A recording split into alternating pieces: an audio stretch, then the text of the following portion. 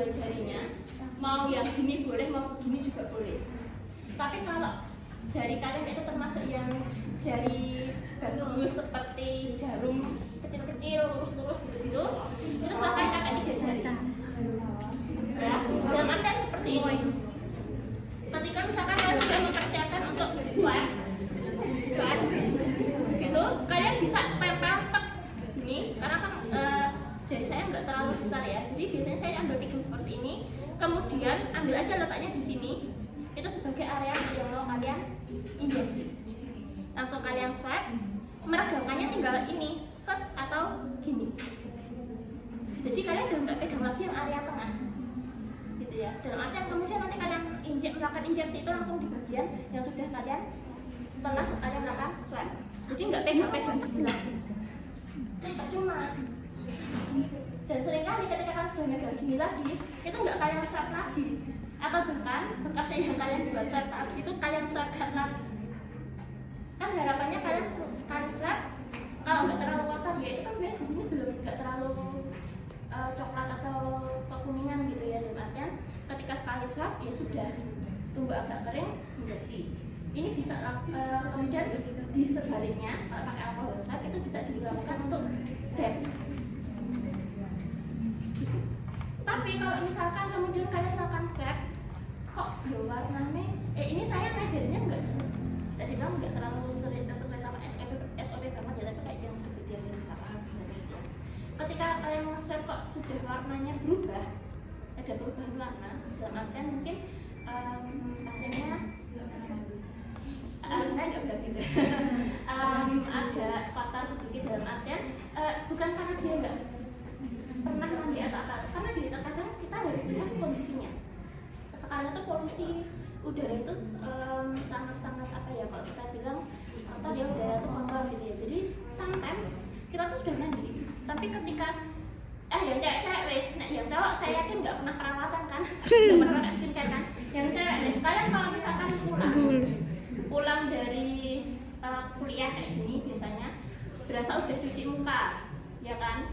Terus nanti padahal cuma mau ngangkat jemuran aja biasanya. Terus kalian ngelap gitu pakai pisau atau pakai apa namanya cleaning pad gitu-gitu. Warnanya juga pasti berubah kan?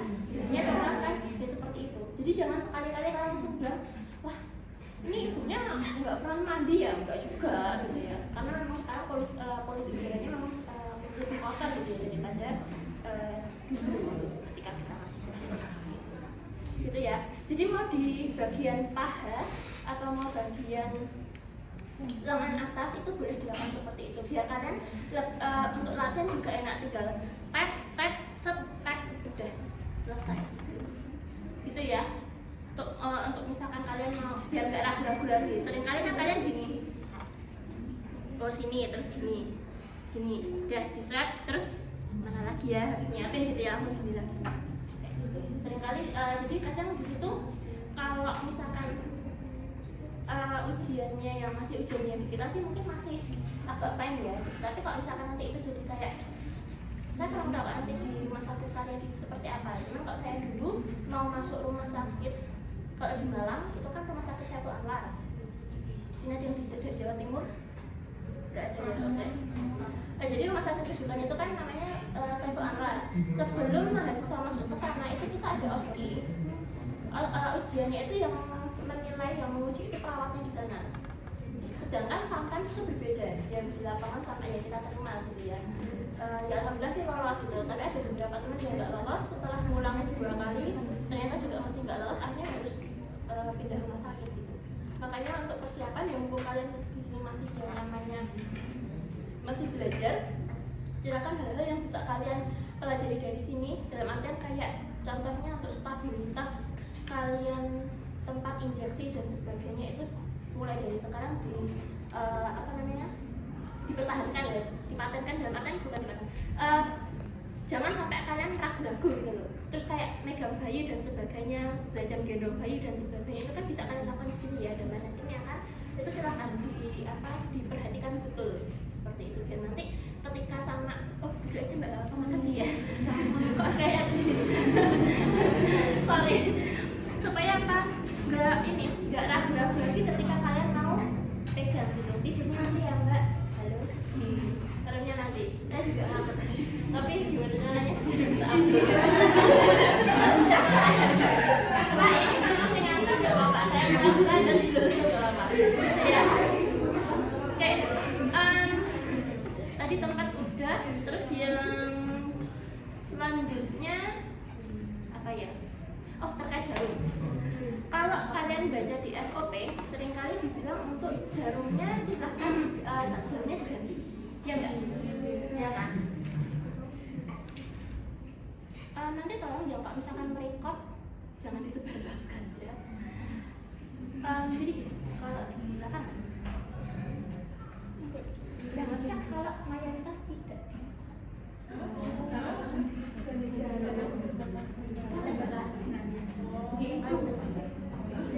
Ya, selama kalian bisa mempertahankan stabilisan jarumnya. Dalam artian gini, kalau semisal jarumnya itu adalah jarum yang digunakan terlebih dahulu untuk melakukan pelarutan, itu boleh sebenarnya harusnya kalian ganti. Kalau sebelumnya untuk melakukan pelarutan, jadi kalau misalkan vaksinnya bentuknya kering, kemudian kalian harus melarutkan, nah itu jarumnya ganti. Ya, tapi kalau semisal memang dia tinggal ambil dan ini mungkin sudah pernah dipakai, silakan yang bisa yang bagian sini dulu kalian ambil, pertahankan supaya si jarum itu tidak terkontaminasi, masukkan kemudian ditutup lagi, gitu pakai satu tangan ya, kemudian langsung ke pasien. It's okay. Nah, kemudian kalau misalkan ternyata yang di lapangan itu pada anak atau bahkan bayi adanya jarum untuk yang kok bengkong jarum harian harus dipakai. Ya nanti kalian lihat ya jarumnya kayak yang udah bengkong gini, hati-hati. Kalau mau dipakai ya silahkan, tapi harus hati-hati karena bahaya udah bengkong kayak gitu. Kalau misalkan sudah yang bengkong, nah kalau misalkan jarumnya itu yang agak besar kayak gini, memang harus diganti pakai jarum yang kecil. Jarum yang kecil itu yang ukuran berapa?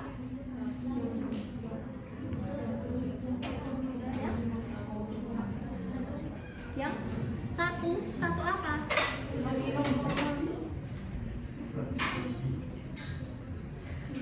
Yang ukuran 24 ke atas.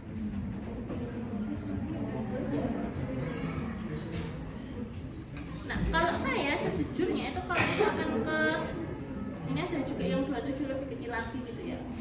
Jadi kalau misalkan yang kalau ke bayi vaksin gitu saya lebih suka kalau misalkan ada dan disediakan itu pakai yang 1 cc gitu, karena selain jarumnya sudah kecil, untuk takarannya pun lebih enak gitu ya, terutama kalau misalkan kita melakukan untuk yang vaksinasi BCG. Kenapa? Karena intrakutan dia. Jangan hanya melihat dari derajatnya saja. Kita lihat BCG diberikan untuk anak bayi usia 0 sampai 1 bulan atau kurang dari 3 bulan. Yang notabene dia masih kecil, dalam artian jaringannya pun belum terbentuk sempurna ya, tapi lapisannya itu masih yang tidak seperti anak-anak yang sudah beraktivitas banyak, yang sudah 6 bulan ke atas itu, sama bukan seperti kita gitu. Jadi kalau kita bilangnya subkutan, kemudian kita derajatnya katakanlah 45 derajat, itu kadang bisa melebihi dari jaringan subkutan seperti itu. Terus yang kedua, yang BCG sendiri itu memang paling sakit ya, paling sakit, dan dia diberikannya untuk dosisnya berapa?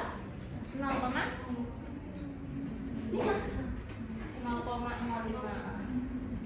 gitu.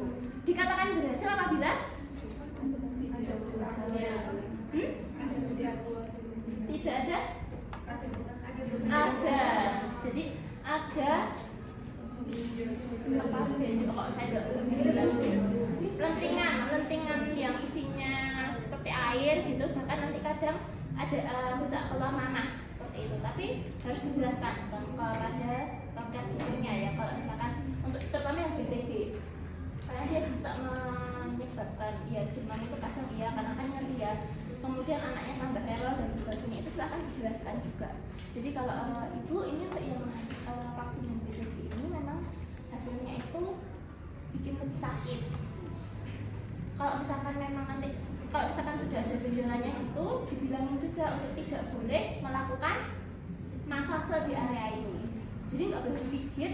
Terus kalau misalkan keluar nanahnya, keluar nanah atau darah itu nggak boleh yang kemudian dipencetin atau bahkan di di rubbing kayak gitu, itu nggak boleh. Jadi bilang aja untuk dibersihkannya pakai kapas, ada air hangat, disuapkan aja nggak apa-apa. Tapi nggak boleh kalau yang di masase. Dan itu pun juga berlaku untuk kalian. Ketika kalian sudah melakukan injeksi yang BCG, sebenarnya hampir semua vaksin dia itu jangan sampai kalian kebiasaan kan kadang kalau ke dewasa kan ada dab gini ya. Sebenarnya dab yang kencang ini adalah ketika kalian melakukan dabnya itu pada area yang kalau kalian menusuknya itu ke pembuluh darah, arteri atau vena, gitu ya. Tapi kalau ke IM sama seputan kayak gitu sebenarnya nggak terlalu dibutuhkan kalian yang harus dab kencang tuh enggak. Just dab itu ya cuman aja, pegang aja, cuman buat bahkan kadang juga nggak dilakukan pun nggak masalah sebenarnya itu. Cuman kalau misalkan nggak dilakukan kan kadang kayak nanti kalau narik kayak ketarik gitu kan kasihan gitu ya, kadang seperti itu ya nggak masalah, kalian melakukannya dan hanya sembuh aja. Tapi hati-hati ya, jangan sampai kalian ngedabnya dalam artian gini, ketika kalian sudah menusuk, tak buka satu ya,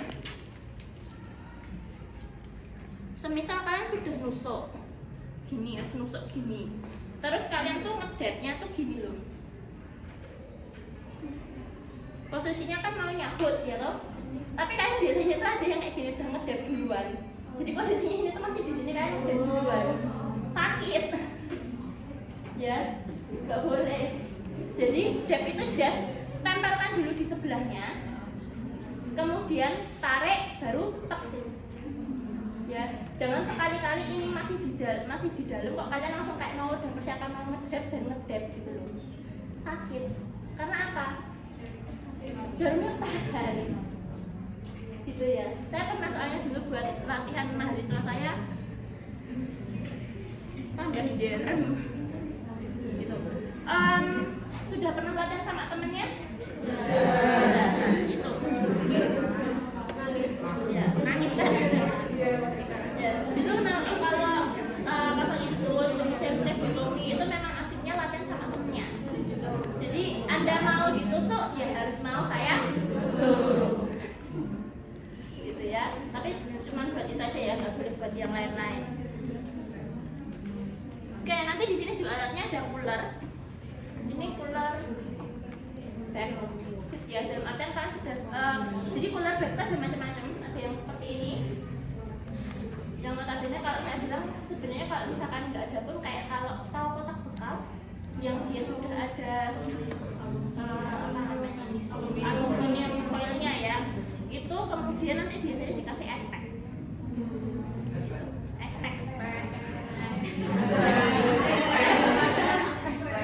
harus deh. Oke, ada juga yang modelannya biru keras gitu juga ada. Terus kalau saya dulu pakainya termos yang biasa buat orang jualan es lilin, es batu gitu. Atau esnya yang sekarang itu yang gede buat nasi, nama nasi gitu loh. Tapi itu yang versi kecilnya gitu. Jadi awalnya di bawahnya itu dikasih es batu gitu, karena es dulu jarang.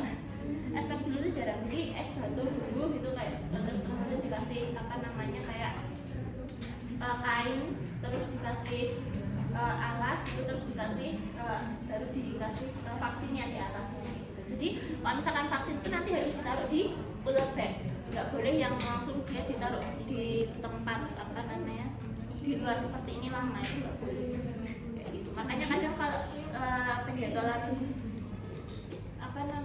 penjadwalan imunisasi administrasi itu biasanya memang harus ada yang nanti siap-siap menghubungi dirinya. Karena apa? Ketika memang katakan misalkan harusnya jadwalnya itu di satu hari itu tuh 15 bayi gitu ya. Kemudian katakanlah ada kok 9 bayinya belum ada yang datang, belum nggak datang nih, itu harus segera dihubungi supaya apa? Nggak mubazir.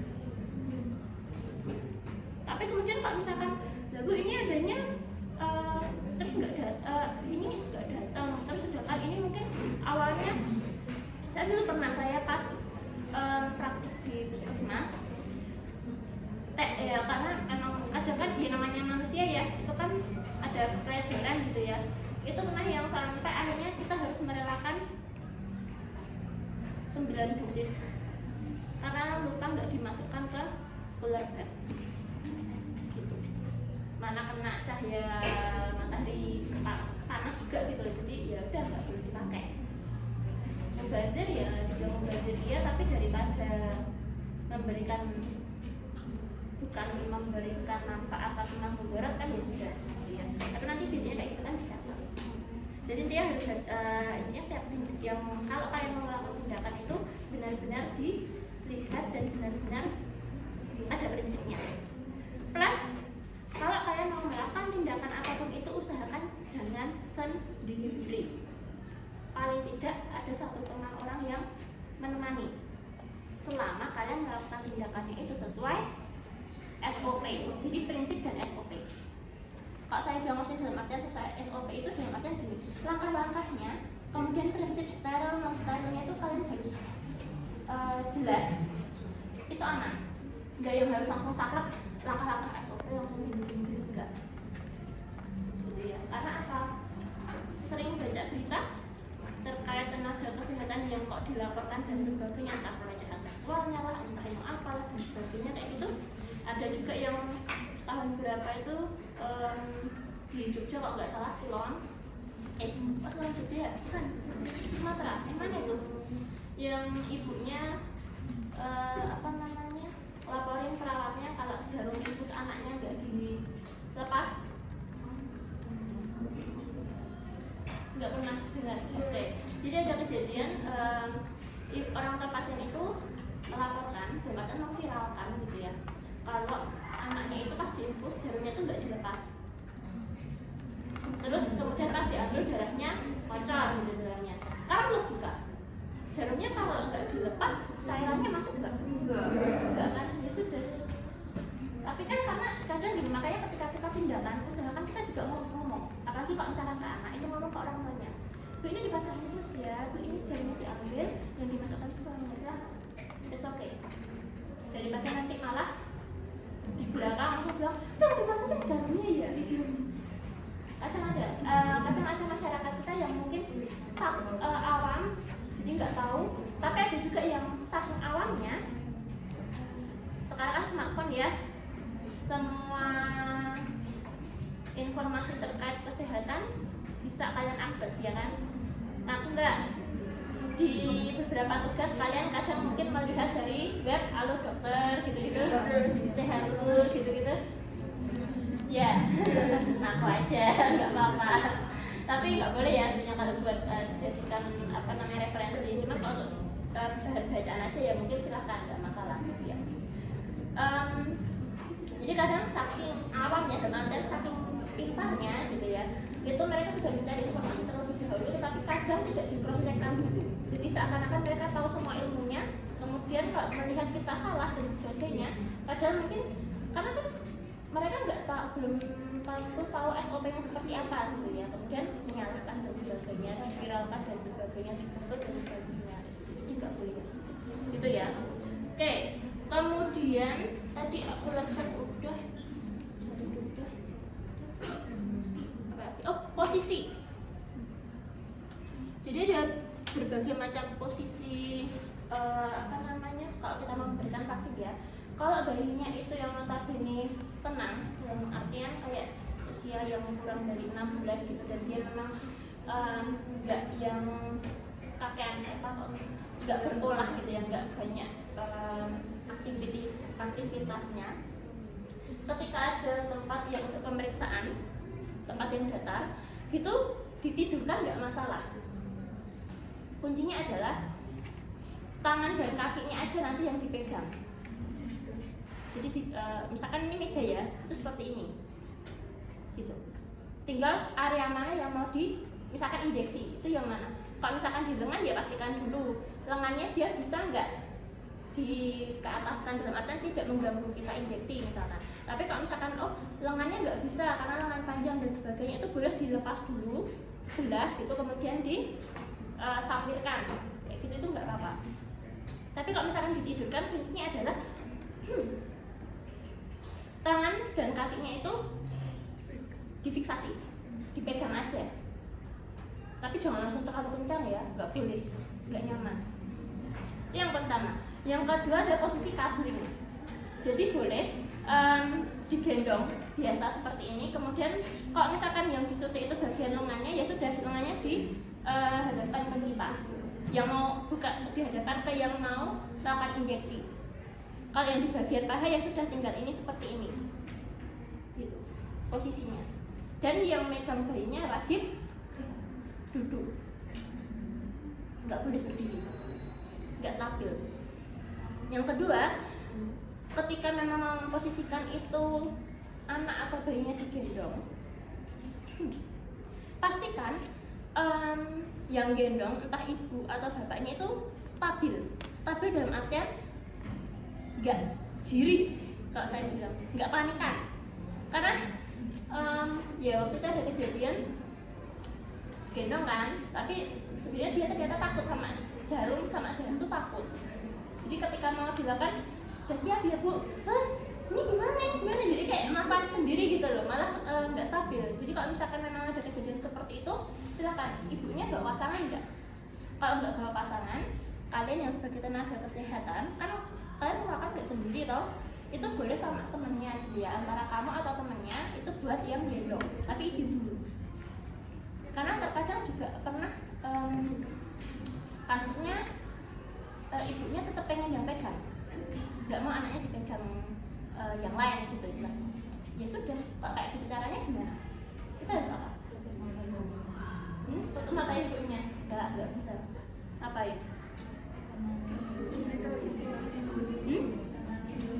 Ditenangkan dulu, dan kalau misalkan masih ada antrian yang banyak, itu silakan untuk bilang, bu sebentar, ibu tenangkan diri dulu, tapi biarkan yang lain masuk dulu ya bu.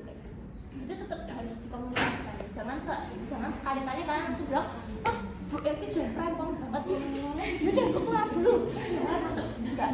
Ya orang sudah panik, kalian kan tambah panik. Harus yang stabil. Kemudian kalau misalkan posisinya itu bayinya itu sudah yang bisa duduk atau di posisi yang belajar duduk, kan ada ya yang dia sudah bisa merekam dan sebagainya, itu kan sudah mulai belajar duduk gitu ya di usia itu. Itu gimana? Boleh dipangku. Jadi dipangku yang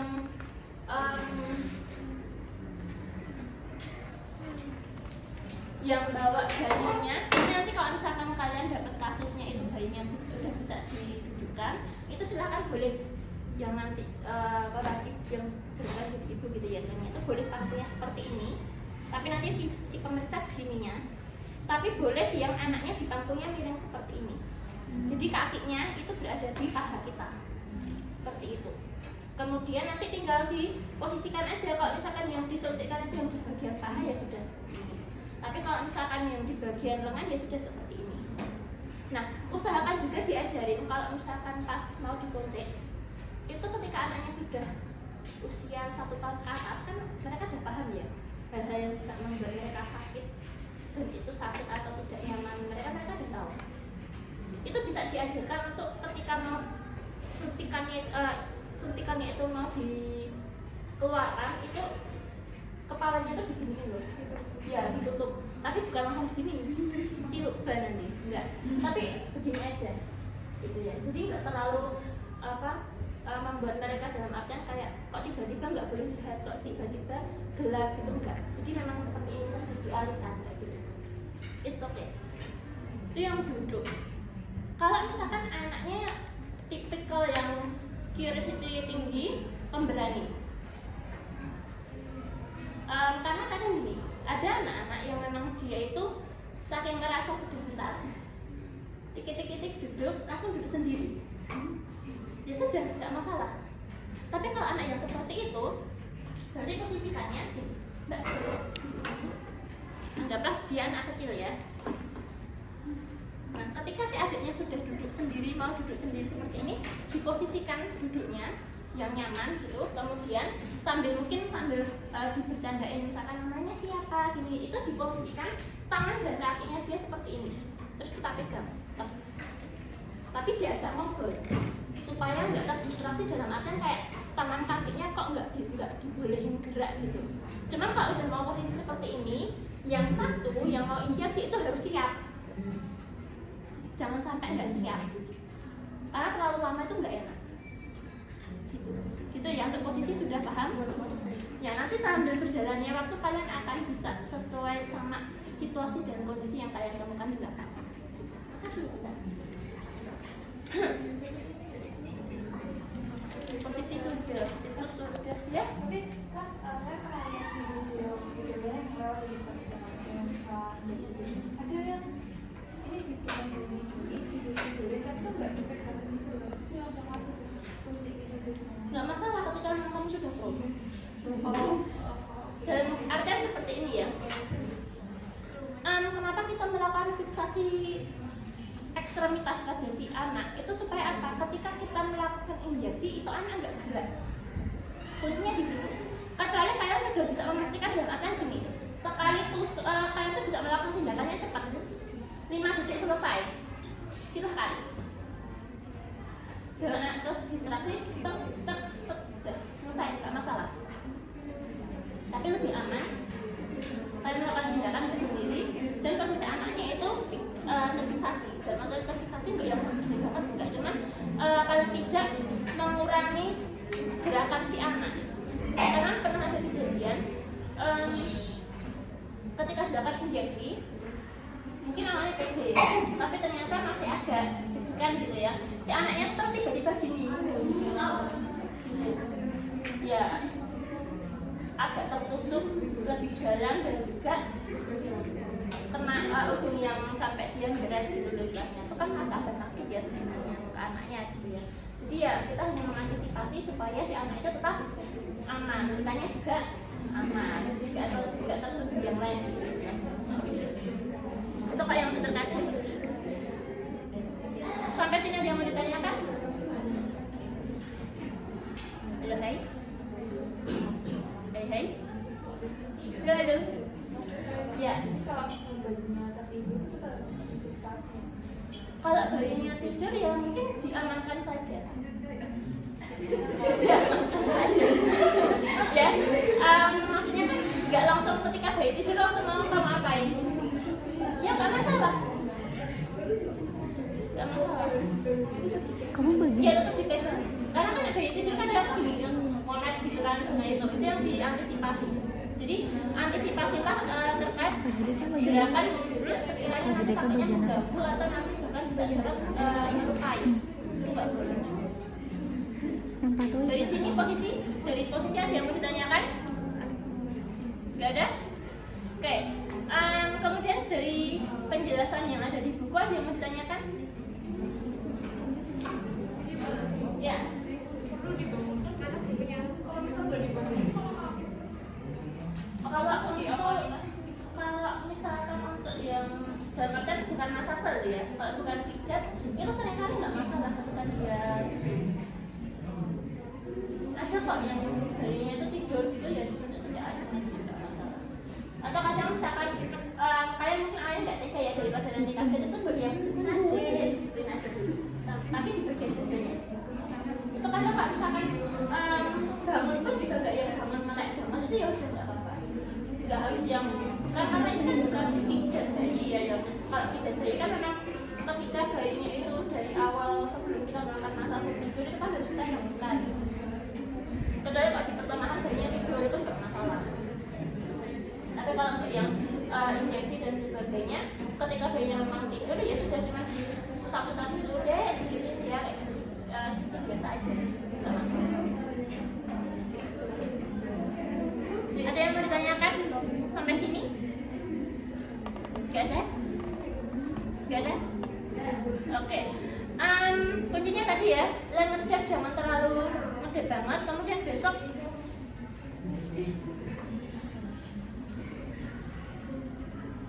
untuk dokumentasi juga disiapkan dalam artian tidak hanya kalian melakukan injeksi atau apa, tapi sudah menjelaskan terkait apa efeknya apa saja, kalau BCG apa saja, kalau yang DPT apa saja, kalau polio apa, kalau campak apa, gitu ya. Kemudian hati-hati juga nanti ketika misalkan kalian PD bilang kalau bayi A usia 6 bulan dilakukan imunisasi campak, benar nggak? 6 bulan. Nah, hati-hati makanya di situ. Ya. Ketika kalian melakukan mengucapkan itu harus hati-hati. Plus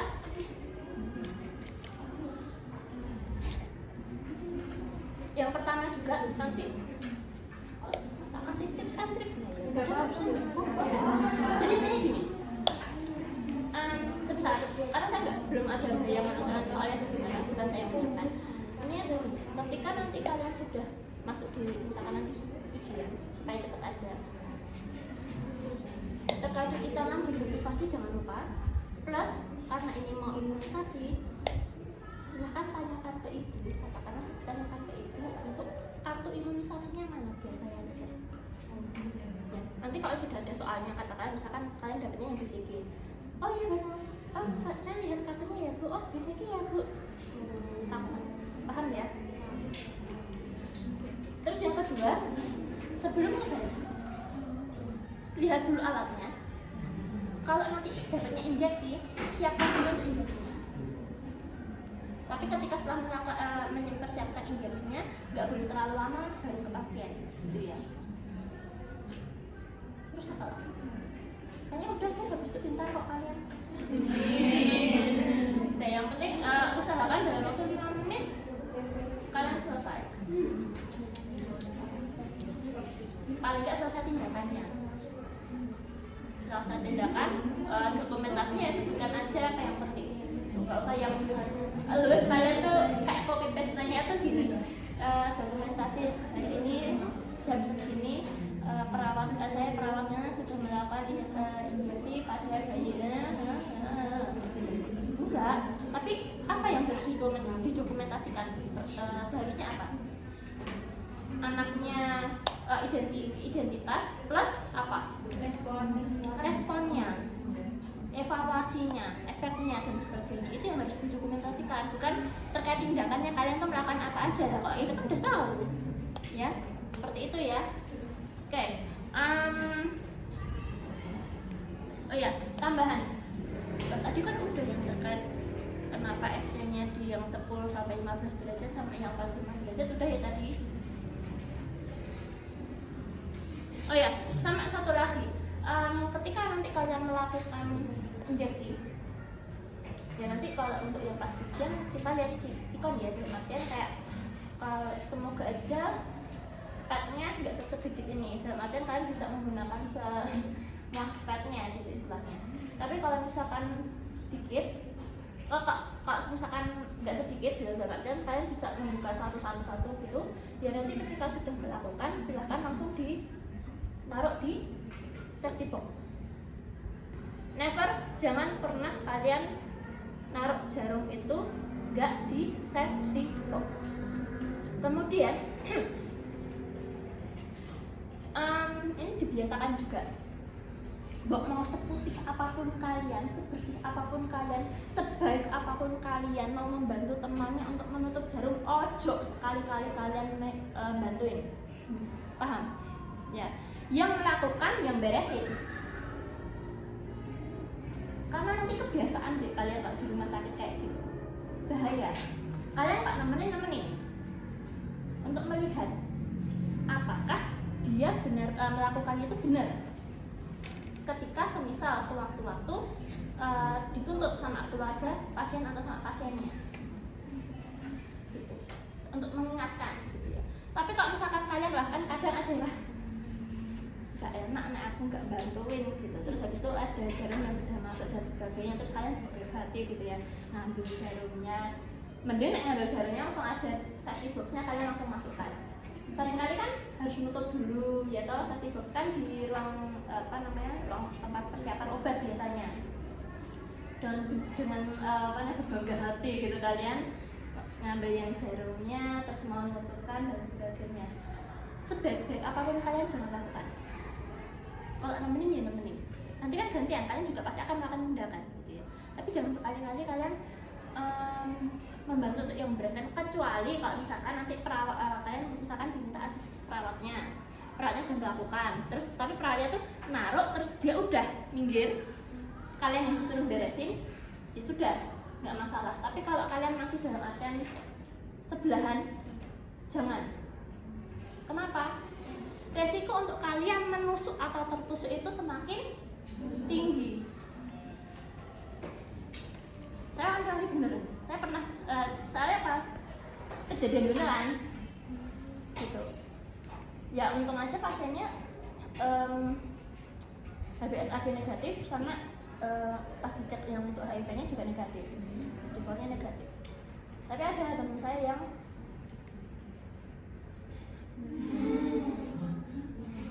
bukan HIV-nya, tapi yang HBsAg-nya, hepatitis B. Jadi beneran hati-hati ya. Meskipun untuk sekarang, karena ketika kalian sudah terjadi itu, ya kalau punya koneksi sih nggak apa-apa gitu. Tapi seringkali rumah sakit kalau kalian mau kerja itu susah gitu. Karena apa? Dari hasil pemeriksaan kesehatan kan kelihatan gitu ya. Itu yang makanya harus hati-hati. Hati-hati betul. Saya aja pas terkena itu tuh kayak nggak bisa tidur 1 hari gitu. Karena emang udah kayak yang nanti kok masalahnya apa, saya waktu itu di ruangan yang infeksius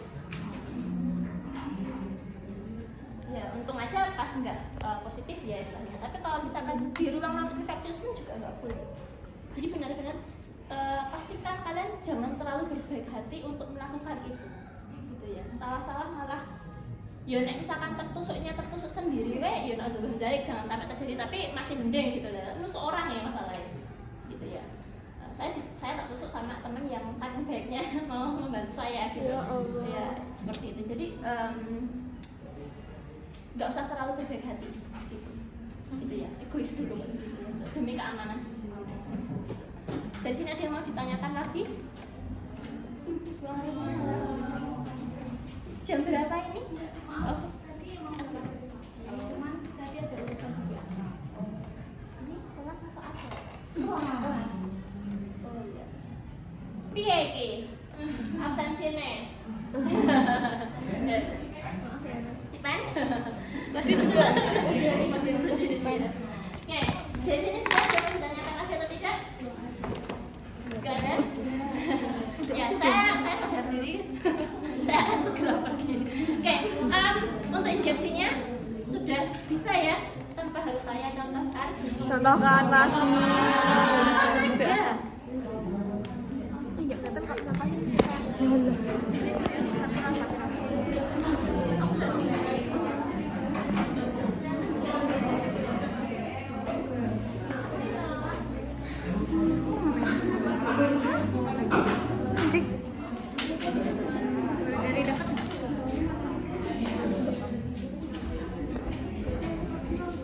Kalau semisal yang BCG, sebenarnya sekarang tuh ada takarannya ya, dalam artian kayak takaran yang dia jarumnya memang yang kecil, terus ada kayak plastikan gitu tuh sudah ada sekarang seperti itu. Tapi kalau misalkan kalian harus ngambil sendiri, ya sudah. 0,5 itu segini ya, karena setiap satu stripnya yang ini tuh ada 0,1 ya.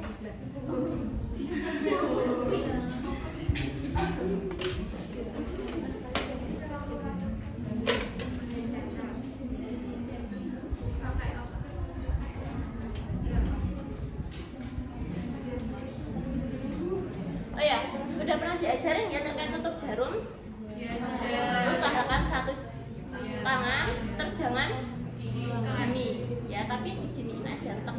Kalau kalian masa ininya kayak nggak kuat, seperti seperti ini dulu nggak apa-apa, kemudian cari yang datar sama keras, terus dikencangkannya tuh, ditekannya tuh yang jangan pakai jari kalian, tapi pakai yang benda yang datar atau keras itu tadi. Nah, ini anggaplah 0, basic.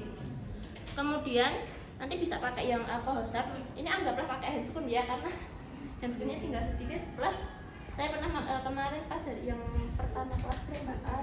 221. Ini ada ya. Ada 221 saya pakai itu gatal. Jadi ya, mumpung kalian masih baru latihan masih di sini gitu ya, silahkan coba-coba handscoonnya.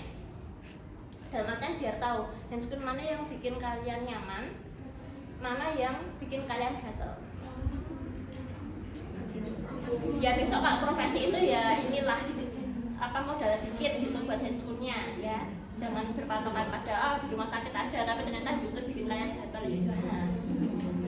Tapi ya kuncinya gini ya, ini tips sedikit, ya sebenarnya nggak begitu ngaruh, tapi kalau buat saya dia agak ngaruh. Kan kalau hand rub atau hand sanitizer itu kan ada alkoholnya, kalian boleh pakai itu. Tapi kalau misalkan sudah 5 kali atau lebih dari 5 kali, terus atau enggak sebelum itu kok kalian udah merasa kayak agak lengket-lengket, silahkan cuci tangannya itu pakai sabun sama air mengalir. Setelah itu nanti kalau pas di rumah sakit itu bawa juga hand cream atau hand body. Jadi setelah cuci tangan silahkan pakai hand cream. Jadi biar gak kering. Kalau kulitnya terlalu kering itu memang gampang, apalagi kalau misalkan nanti yang lateksnya itu ada yang seduhan gitu loh, itu kan nempel kan, lah itu yang bikin gatal tuh di situ, iritasi gitu. Itu salah satu trik saya, dikasih tahu juga sama orang-orangnya sebenarnya ya, entah ngaruh banget atau enggak, tapi kalau buat saya sih lumayan ngaruh gitu ya. Oke, sekarang posisinya yang ada di lengan ya, lengan atau paha juga sebenarnya kurang lebih sama aja ya, dalam artian lateral tiga bokong ya gini, set biar nggak kelihatan bokongnya. Oke, misalkan diam di bagian kiri tadi ya, jadi saya pengen tak cobain ke orang. Enggak disuntik beneran, jadi di tap. Jadi nanti kalian usahakan posisinya di mana. Kalau untuk yang bayi yang masih kecil silahkan 1-2 jari itu nggak apa-apa. Kemudian ambil pertengahannya gini, kemudian di swab. Nah, setelah di swab itu kan kalian jarinya sudah di antaranya toh, itu bisa agak diregangkan kalau agak gembul. Tapi kalau misalkan dia memang bayi yang kurus gitu, silakan agak dijepit sedikit gini gitu ya. Kemudian kalau ini tadi masih bisa kalian gunakan dalam artian untuk yang dep tadi, kalau pakai alkohol swab itu berarti yang sebaliknya, jangan pakai sisi yang sama kalau nggak kotor. Tapi kalau kotor silahkan dipersiapkan satu lagi. Itu cara jorok sebenarnya. Ya, saya bilang lakukan sesuai situasi kondisi. Tapi kalau misalkan nanti kalian di rumah sakit atau di puskesmas, ya siapkan aja 2. Jadi lepas 2. Yang satu bisa taruh sini, jadi dikepit di sini dulu. Yang satunya kalian pakai swab, buang. Kemudian pakai ya copot jarumnya.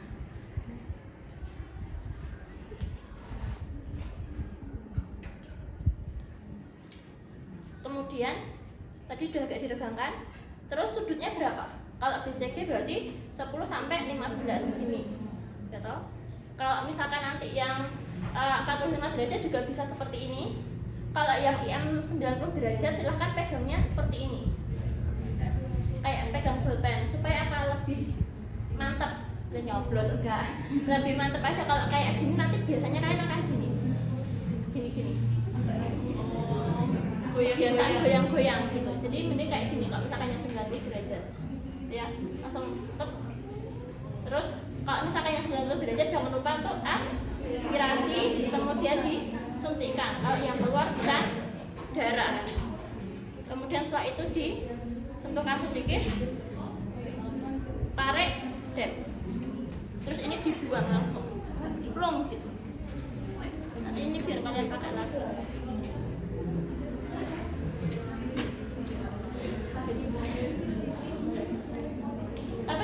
BCG, yang BCG nanti ingat dikatakan berhasil apabila ada lentingan yang berisi cairan. Nah kalau kayak gitu berarti sebenarnya itu nggak perlu kalian lihat, tentukan aja sebentar. Kalau ada katakanlah kayak darah yang ngalir, silakan cukup. Gitu. Tapi kemudian itu dijelaskan sama orang tua, ya. Bekasnya bisa hilang kurang lebih berapa lama? BCG 2 sampai 6.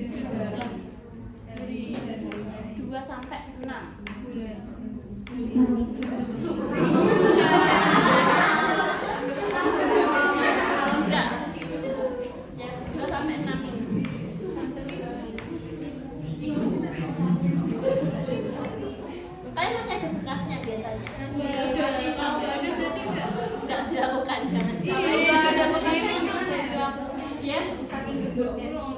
Enggak sih. Enggak ada dari pori-pori yang berbeda juga enggak ada. Coba tanya sudah dilakukan besoknya atau besok? Ya. Nah kemudian nanti kalau misalkan terkadang ada nanti kalau misalkan di lapangan, kalau di lapangan tuh kadang nanti kalian bisa kadang ada yang kartunya itu BCG belum ada, padahal anaknya sudah 3 bulan. Itu berarti harus dilakukan apa? Bukan, kalau BCG cek dulu, tes mantuk kalau nggak salah. Kalau dia hasilnya positif, ya berarti katakanlah kita harus melakukan rujukan untuk pengobatan TB. Tapi kalau negatif itu berarti bisa diberikan.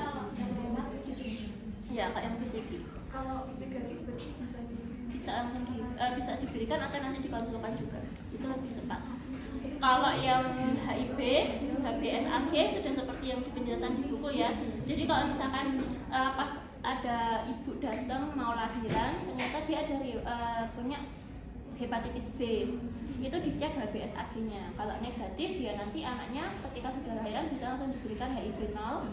Tapi kalau misalkan positif gimana? Tunggu kurang lebih 12 jam baru diberikan. Ya, nanti silahkan dibaca. Nah, kalian tuh dibuatin buku praktikum karena alasannya nggak ada SOP ya udah dibocai. Terus saya ya.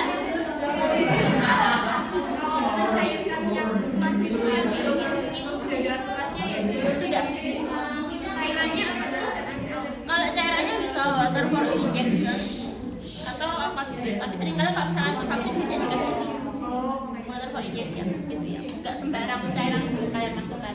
Nah, untuk yang vaksin-vaksin yang berbentuk kering, silahkan dilihat dan dibaca aturan pelarutnya gimana. Sesuaikan. Jangan sok pintar dalam artian kalian pengen melarutkan lah 10 cc aja. Silahkan tapi nanti hitunglah dosisnya. Rempong kalau saya bilang ya. Jadi silahkan sesuaikan sama yang di sini. Contohnya Pak yang ini kan yang measles vaksin itu suruh menambahkan 5 ml larut. Aja bingung mililiter sama cc sama apa enggak? Sama. Kok marah? Kok Bu, ini disuruhnya 5 ml tapi ininya 1 cc itu berapa mili? Gitu ya. Jadi silahkan dilihat kemudian baru dilakukan seperti itu. Sampai sini ada yang mau ditanyakan sebelum saya kembali ke sana. Water for injection atau apa mas? Sama. Ada lagi yang mau ditanyakan?